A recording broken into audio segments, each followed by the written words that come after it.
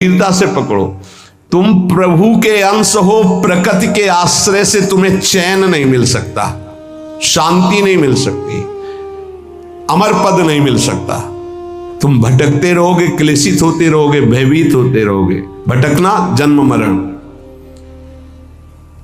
भगवान के एकमात्र आश्रय से तुम्हें विश्राम मिलेगा और कहीं नहीं। जैसे गोस्वामी जी कहते, पायो परम विश्राम, राम समान प्रभु नाही कहूं। लेकिन कोई भगवान का आश्रय लेना नहीं चाहता, रुपया का आश्रय लेना चाहता है। वस्तु का बल, पद का बल, परिवार का बल, देह का बल, समाज का बल। तब तक भगवान के दर्शन हो जाएं, लोग बातें बनाते समझते नहीं। अरे द्रौपदी जी अवतार हैं, द्रौपदी जी कोई जन्म नहीं लिए, अवतार हैं, शक्ति का अवतार हैं, यज्ञ कुंड से प्रकट हुई। लेकिन आश्रय दृढ़ तब हुआ इस घटना के बाद, चीरहरण घटना के बाद। नहीं, पांडवों का आश्रय था, सभा का आश्रय था, अपना बल का आश्रय था, दांत का आश्रय लिया। जब सब छूट गया तो गोविंद द्वारिका वासिन। सूरदास जी महाराज कह रहे हैं, अपबल, तपबल और बाहुबल, चौथो बल है दाम। किसका आश्रय इनमें से? अपना बल, तपस्या का बल, दाम का बल, विद्या का बल। किसका बल है? बोले सब बल कहां जागृत होता है? बोले हारे को हरे नाम। जो भगवान के आश्रित हो गया, नाम के आश्रित हो गया। ये जितने आश्रय ये टिकाऊ नहीं है, प्रत्युत ये तुम्हें भ्रमित करके तुम्हारे समय को नष्ट करने वाले हैं।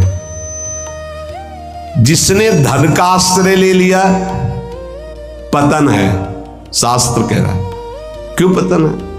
खूब बल आ जाता है अंदर, क्योंकि गलत आश्रय लिया ना धन का। अब वो मतवाला हो जाता है, शराब पीना, मांस खाना, व्यभिचार करना, ये उद्दंडता ही उद्दंडता आने लगती है।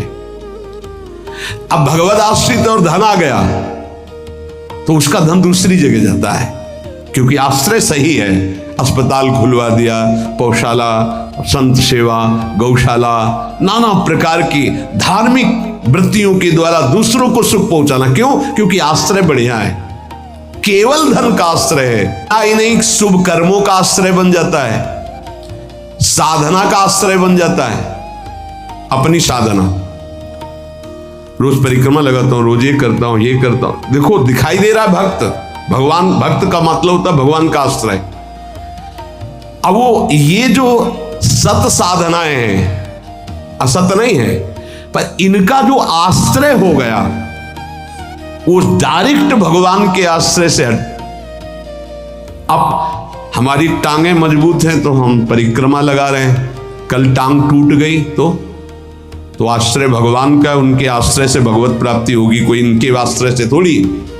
लेकिन अगर वो आश्रय लिया है तो फिर लगेगा हमसे कोई साधना ही नहीं हो रही, आप असंतुष्ट हो जाएंगे।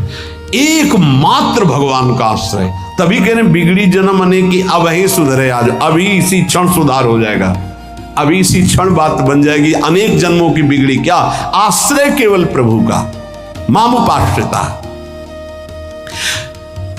भगवत प्राप्ति की साधना का भी आश्रय नहीं। ध्यान दो, ये बड़ा सूक्ष्म आश्रय केवल प्रियालाल का। साधना बन रही बढ़िया, कल साधना ना बने, ऐसे रोग हो जाए, ऐसी शरीर की स्थिति हो जाए, ऐसी मना स्थिति हो जाए तो हमें भगवत प्राप्ति नहीं होगी क्या? होगी। बोले क्यों होगी? तुमसे कोई साधन तो बनता नहीं। बोले हमने साधन का आश्रय नहीं लिया, हमने तो प्रियाजू का आश्रय लिया। सर्वेषु साधन वरेषु चिरम निराशा। बात समझना, ये आंतरिक है, आध्यात्मिक। भरोसा केवल प्रभु का, आश्रय केवल प्रभु का, इसी से भगवत प्राप्ति होती है। पूर्व में जब प्रथम बोलना शुरू हुआ था मुरारी से, उनसे यही आश्रय तत्व पर केवल चर्चा होती थी। आश्रय को समझिए। अगर आश्रय साधन का, तो भोग साधन का होता है, साधन सुख का भोग होता है। इसीलिए यह गुण साधनते नहीं, बड़ा सूक्ष्म। तो अब जैसे अल्पज्ञ साधक है तो सोचता है कि फिर तो साधना ही नहीं करनी चाहिए। तो अभी तक आप कर रहे थे क्या? आपसे करवा रहे थे जिनके आश्रित हो। ऐसे भाव में आओ।